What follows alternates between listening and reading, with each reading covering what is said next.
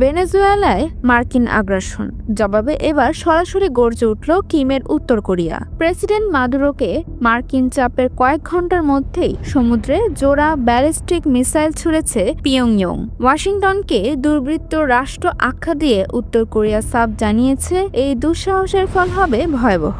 বিশ্ব রাজনীতিতে উত্তাপ ছড়িয়ে আবারও নিজের হার্ডলাইন অবস্থান জানান দিলেন কিম জং উন। বাংলাদেশের এক চালে কুপোকাত ভারত, ধসে পড়ল প্রতিবেশী দেশের বিশাল পাট শিল্প। কাঁচা পাট রপ্তানির বন্ধের সিদ্ধান্তে দেউলিয়া হওয়ায় পথে ভারতের শতাধিক পাটকল। দিল্লির রাজপথে এখন লাখো শ্রমিকের হাহাকার। অন্যদিকে ভারতের দাদাগিরি উপেক্ষা করে বিশ্ববাজার দখলে ঢাকার টেবিলে এখন মহাপরিকল্পনা। সোনালী আঁশের নিয়ন্ত্রণ নিয়ে আর কোনো ছাড় নয়, রাজত্ব এখন শুধু বাংলাদেশের। ভারত সীমান্ত ঘেঁষে বিশাল ইপিজেড।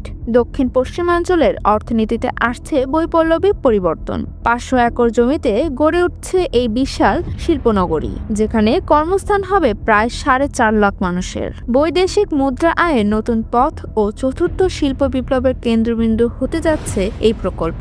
সীমান্তের এই ইপিজেডই এখন বাংলাদেশের অর্থনীতির নতুন গেম চেঞ্জার।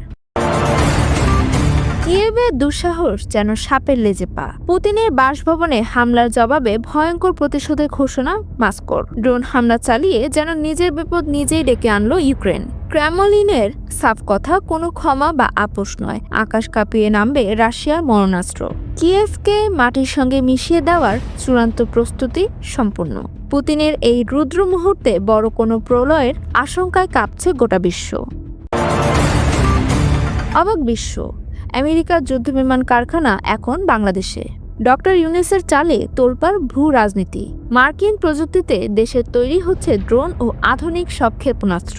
আকাশপথে নিয়ন্ত্রণে ঢাকার এমন সাহসী ও যুগান্তকারী পদক্ষেপে দিল্লির কপালে এখন গভীর চিন্তার ভাঁজ। সামরিক সক্ষমতায় এক নতুন দিগন্ত। আকাশসীমার রাজা হতে প্রস্তুত নতুন বাংলাদেশ।